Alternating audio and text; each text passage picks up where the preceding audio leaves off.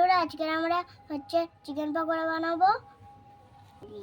1 চামচ আদা রসুনের পেস্ট, আর 1/2 চামচ দেবো আমরা নুন,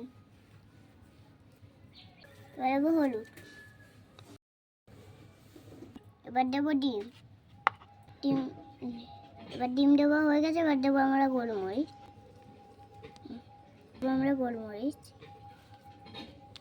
এবার দেবো অ্যারারুট। আমরা ভালো করে মেখে নেবো।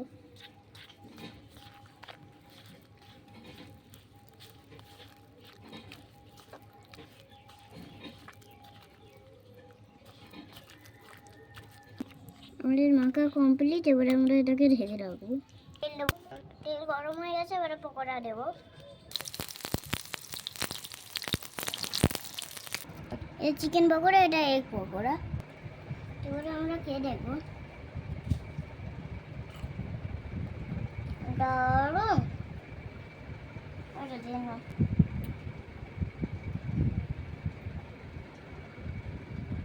এবারে এগ পকোড়া ট্রাই করে দেখবো।